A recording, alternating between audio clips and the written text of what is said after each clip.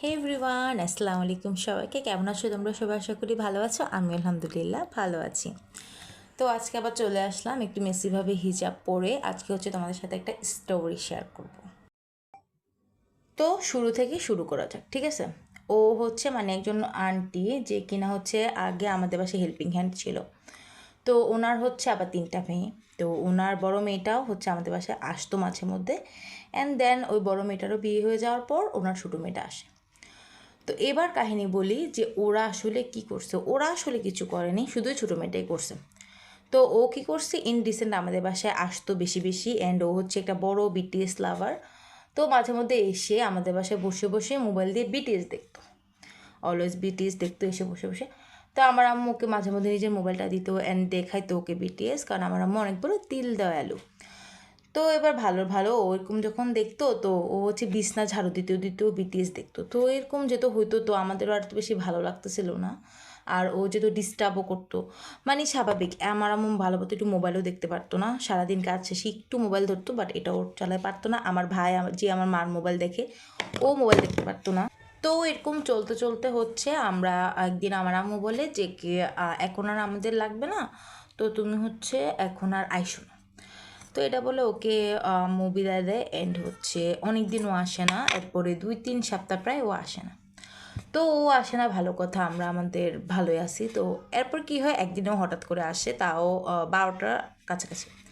তো এসে হচ্ছে ও আমার আম্মুর কাছে এসে বলে যে আন্টি, আপনি তো জামা কাপড় সেল করেন, তো আমি হচ্ছে ও সেল বলেন, ও বিক্রি বলছে, তো বিক্রি করেন। তো আমি হচ্ছে আপনার থেকে জামা নিয়ে একটা আন্টির কাছে একটু জামা দেখাবো। আমি হচ্ছে ওনার কাছে একটু বিক্রি করে আমি একটু লাভ করবো। তা আমার আম্মু ভাবছে ছোটো মানুষ, ওকে আমি একটু দেই, ও কিছু লাভ করুক। এরকম টুকটাক ভাইবে ভাইবে কী করছে, আমার আম্মুকে জামা দিছে কিছু। তো ওকে 5টা জামা দিছে। তো ও হচ্ছে 5টা জামা নিয়ে যায় আমাদের বাসা থেকে। যাওয়ার পর ও দুপুর চলে যায়, দুপুরবেলা তো ও আসে না। তো ও যখন আসতেছিল না, এবার আমি বলি আম্মু তো জামাগুলো নিয়ে আসতেছে না। তো আম্মু আমাকে বলে যে কি ও চুরি করবে, এরকম না বিষয়টা, ও কিন্তু চুরি করবে না, কি কারণ কি ওর পুরো ফ্যামিলিকে আমরা জানি, অ্যান্ড ওর ফ্যামিলিটা কিন্তু খুবই ভালো। তো এই জন্য হচ্ছে ও জামাগুলো নিয়ে যাবে না, কিন্তু আমার একটা টেনশন যে ওর থেকে আবার কেউ কিছু ছিনা নিল কি না।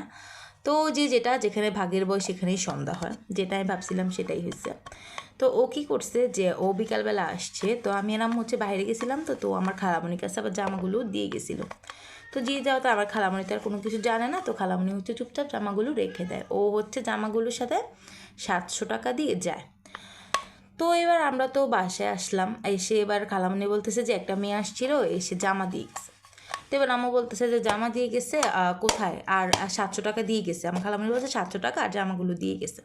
তো আমার আম্মু বলতেছে যে কোথায় জামাগুলো দেখাও, কারণ আম্মু তো এখন একটু চেক করতে হবে যে তো এনে দিছে।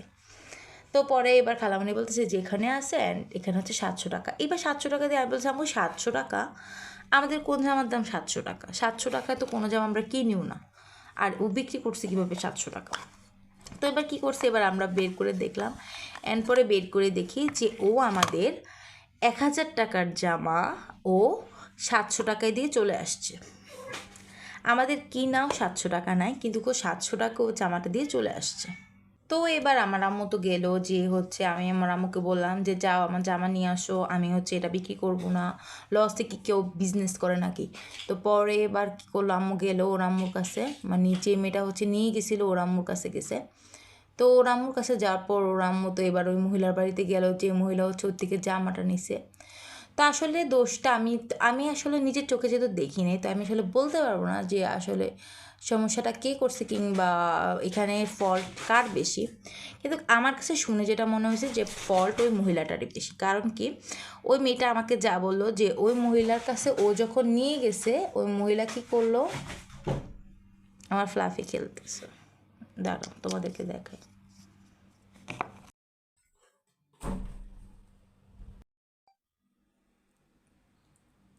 সে আমার সাথে আসবে আসবে, আরেকজন রুমের বাইরে চিল্লাইতেছে। ওর ও আমার সাথে ঢুকে গেছে, কিন্তু আরেকজন রুমের বাইরে চিল্লাইতেছে, আমি ওকে আনিনি। কারণ দুইজনকে যদি আনি নিশ্চিত ওর এখানে মারামারি। কিন্তু একজনকে ঢুকে আমার বেশি লাভ হয় নাই, উনি একাই তুফান করে ফেলতেছে। ওই দেখো, কিছু করার নাই, আমি 24 আওয়ার এভাবেই থাকি। তো তারপর যেটা হয় যে ওই মহিলাটার কাছে আম্মু হচ্ছে মানে আম্মু না, প্রথমে হচ্ছে ওই মেয়ে, তারপর ওর মা অ্যান্ড ওর বোন, ওরা তিনজন যায়, যে এবার ওই মহিলার কাছে বলে যে জামাটা দিয়ে দিতে এবং ওনার টাকা নিয়ে নিতে। তো ওই মহিলা কী করে, ওই মহিলা কোনো মতেই ওই জামা দিবে না, উনি ওই জামা কোনোভাবেই দিবে না। এবার তুমি ওনাকে টাকা ফেরত দিয়ে দাও বা কিছু দিয়ে দাও, উনি এটা কোনোভাবেই আর ফেরত দিবে না। যদিও কি না উনি জামাটা একদম কম টাকায় রাখছে, কিন্তু উনি তাও জামা ফেরত দিবে না। উনি এই টাকায় এই জামা রাখবে, মানে আমার 1,000 টাকার জামা উনি 700 টাকা দিয়ে নিজের কাছে রাখবে, কিন্তু আমাকে আমার জামা ফেরত। তো ওরা যেহেতু অনেকক্ষণ ধরে বললো, কিন্তু ওই মহিলার কোনো কানে বাতাস যায় নেই, উনি এই জামা কোনোভাবেই দিবে না, কোনোভাবেই দিবে না, উনি এই জামা রাখবেই রাখবে। তো পরে আর কী করার, এরপরে তো অনেকক্ষণ ওখানে ঝগড়া লেগে যায়, অ্যান্ড ওখানে ওর মা ওর বোন ওরা সবাই ঝগড়া লেগে আবার বাসায় আসে, আমাদেরকে বলে যে আমরা অনেক চিল্লাইছি, হয় না। তো আমি জাস্ট আমাকে যা বলছি, আমু তুমি একবার যে বলো যে আপনি কেন এই জামাটা এখন রাখতে চান, আপনি তো এটার দামটা দেন নেই, তাহলে কেন এটা রাখতে চান। তো পরে আমার আম্মু যাওয়াতে উনি আমার আম্মুকে বলে, মানে লিটারেলি এত পরিমাণের বেয়াদব, আমার আম্মুকে যে বলে যে আমি কি আপনার থেকে জামা নিছি, আপনি এত কথা বলেন কেন। ভাই একটা ফকিন্নি 1,000 টাকা জামা 700 টাকা দিয়ে নিতে চায়, আবার এদিকে মুখে মুখে বলে যে আমি কি আপনার থেকে জামা নিছি, আপনি কথা বলেন কেন। তো পরে আমার কিছু বলেন, আমার আম্মু জাস্ট এই কথাটাই বলছে যে কি আপনি যে ওকে ঠকাইলেন, আপনি তো আল্লাহর কাছে ঠকবেন, ওকে কেন আপনি ঠকাইলেন। ও একটা ছোট একটা হচ্ছে একটু টুকটাক লাভ করতে চায়, অ্যান্ড ছোট একটা মেয়ে, ওকে ঠকানো কি আপনার উচিত হয়েছে। অ্যান্ড ও এত কষ্ট করে রোড দিয়ে যে ও আপনাকে জামাটা দেখাইলো, আপনার তো এটা উচিত হয়নি। ও মেয়েটা আমাকে পরে বলতেছে, আমি ওকে বললাম যে তুমি জামাটা দিছো কেন। তো পরে ও বলতেছে যে আপু আমি তো দিইনি, উনি আমার থেকে নিয়ে আলমারির ভিতর জামাটা ঢুকে ফেলছে, ঢুকায় এখন আর উনি আমাকে হাতে ধরা দিয়েছে 700 টাকা। আমি অনেক রিকোয়েস্ট করছি, কিন্তু উনি দেয় না।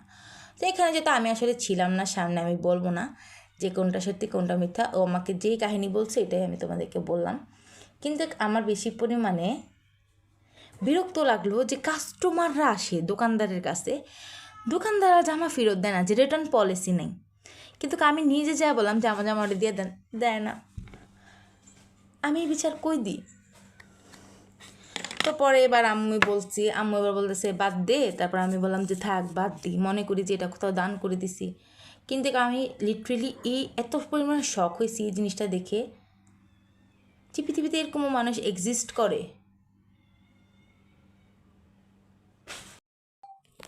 তো এবার তোমরাই বলো, আমি কি মহিলাটাকে কুট্টি বলে কি ভুল করছি। তোমরা কিন্তু কমেন্টে অবশ্যই জানাবা। অ্যান্ড এটা জাস্ট আমার একটা স্টোরি টাইম ছিল। তোমরা যদি এরকম আরও গল্প শুনতে চাও, আমার লাইফে এরকম অনেক মজার মজার গল্প আছে, এবং অনেক মানে কি এরকম এটা স্টার প্লাস হয় না, স্টার প্লাসের মতন গল্প আছে। তো তোমরা যদি শুনতে চাও অবশ্যই আমাকে কমেন্ট বক্সে বলো, আমি তোমাদেরকে অবশ্যই এরকম মজার মজার গল্পগুলো আরও শোনাবো। তো আজকের জন্য ভিডিওটা এতটুকুই। অ্যান্ড গল্প করতে করতে কিন্তু আমার মেকআপটাও হয়ে গেছে। আজকে কিন্তু একটু ব্লাশন দিইনি, ভুলে গেছি, বাট ব্যাপার না, দিয়ে নিব। তো আজকের জন্য স্টোরিটা এতটুকুই। That's all for today. Thanks for watching. আল্লাহ হাফেজ।